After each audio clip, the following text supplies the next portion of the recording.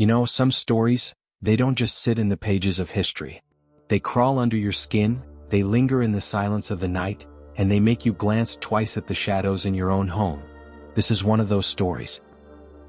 We're going back to the summer of 1912. A quiet little town in Iowa. A town where people didn't lock their doors, where neighbors trusted one another, and children played freely in the dirt streets. It was simple, peaceful, safe, or so it seemed.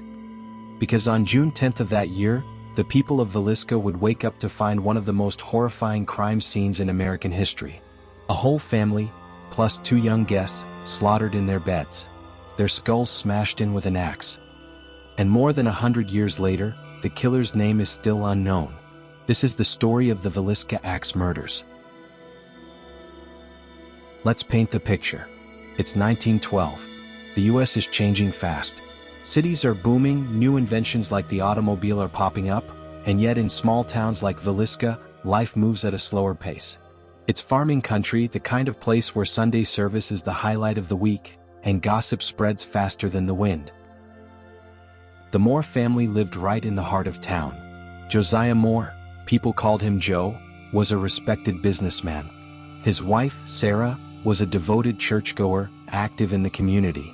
And together they had 4 children: Herman 11, Catherine 10, Boyd 7, and little Paul just 5 years old. They were, by all accounts, a family you'd admire. Good, decent, hardworking.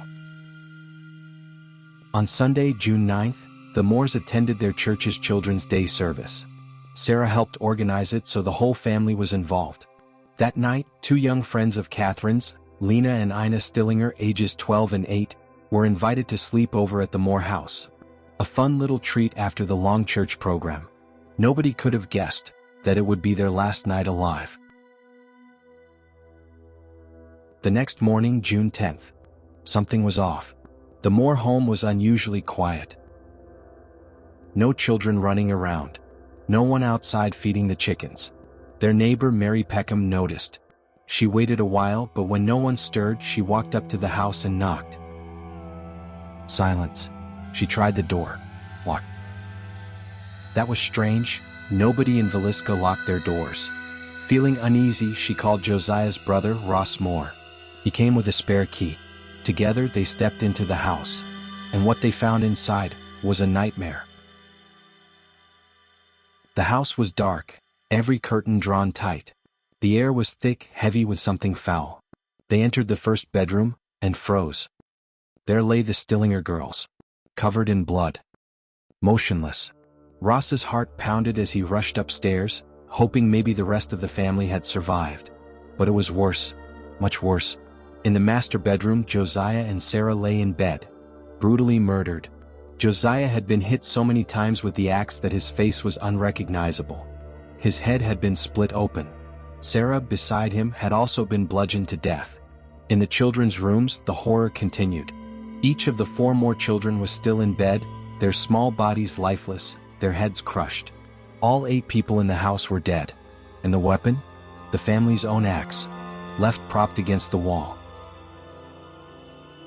But here's the part that makes this case even more chilling. The killer had covered the victims' faces with sheets or clothing. They'd even draped cloths over the mirrors in the house.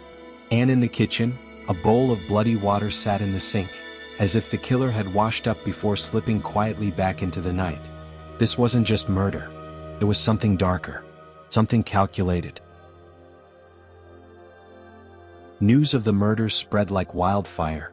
Within hours, hundreds of townspeople crowded around the Moore house. And here's the kicker. Before the authorities could even secure the scene, locals had stormed inside. They walked through the rooms, touched the bodies, rifled through the crime scene. Souvenirs were even taken. Evidence was trampled. In other words, the investigation was doomed from the very start. Still, the question burned in everyone's mind: who did this? Let's talk about the suspects. Suspect 1, Frank Jones. Josiah Moore used to work for Frank Jones, a wealthy businessman and state senator. But the relationship soured. Josiah left, started his own store, and in doing so, took with him the town's prized John Deere contract. To make matters worse, whispers claimed Josiah was romantically involved with Jones's daughter-in-law. Did Frank Jones arrange a hit? Did pride and jealousy drive him to wipe out his rival? Some people thought so, but there was never solid evidence to link him to the crime. Suspect 2, the drifter. Then there was a man named Andy Sawyer, a transient. He was spotted behaving strangely on a nearby train, even carrying an axe. When the murders made the news, Sawyer seemed obsessed, asking co-workers about every detail. Suspicious? Absolutely. But Sawyer had an alibi. He'd been with a railroad crew that night. Enough people vouched for him that he was cleared. Suspect 3, Reverend George Kelly. Now here's where things get really bizarre. Reverend George Kelly, a traveling preacher. He attended that very same Children's Day service the night before the murders. He was eccentric, to put it lightly. Small, frail, but odd. He had a reputation for mental instability and sexual deviance. Kelly left town early the next morning, and on the train he allegedly told passengers that 8 souls had been butchered in Villisca, before the bodies were even discovered. Later he actually confessed to the murders, wrote it down, but then recanted, claiming he'd been forced. 2 trials followed, but the jury couldn't convict him. He walked free. Was he guilty? Some say yes, pointing to his unstable behavior. Others argue he was simply a disturbed man who craved attention. Suspect 4, the serial killer theory. The theory suggests there's the possibility that Villisca wasn't unique. Around that time there were other axe murders across the Midwest. Entire families slaughtered in their homes.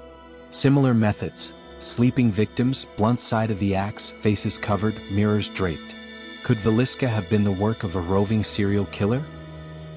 Someone who hopped trains, attacked families, and vanished without a trace?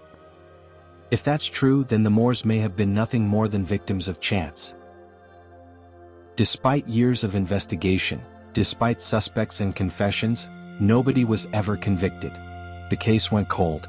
And with every passing year, the trail grew colder. What makes the Villisca murders so haunting, even after more than a century, are the unanswered questions. Why cover the victims' faces? Was it guilt? Ritual? Superstition? Why cover the mirrors? Some cultures believe mirrors can trap the soul of the dead. Did the killer fear the spirits of the Moores and the Stillinger girls? And why linger in the house? Evidence suggests the killer stayed for hours. Maybe they waited for the family to fall asleep. Maybe they ate in the kitchen. Maybe they watched. And then there's Lena Stillinger. At just 12 years old, she may have been the only one awake. Her body was found in a slightly different position, and there were signs she might have struggled. Was she the only one who saw the killer's face?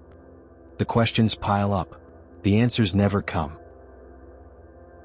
For Villisca, the murders were more than a tragedy. They were a wound that never healed. The town's sense of safety was shattered overnight. Neighbors who once trusted one another now eyed each other with suspicion. Parents locked their doors for the first time. Whispers spread about who might be guilty, and those whispers lingered for decades. Today the Moore house still stands, preserved, a grim relic of that bloody night.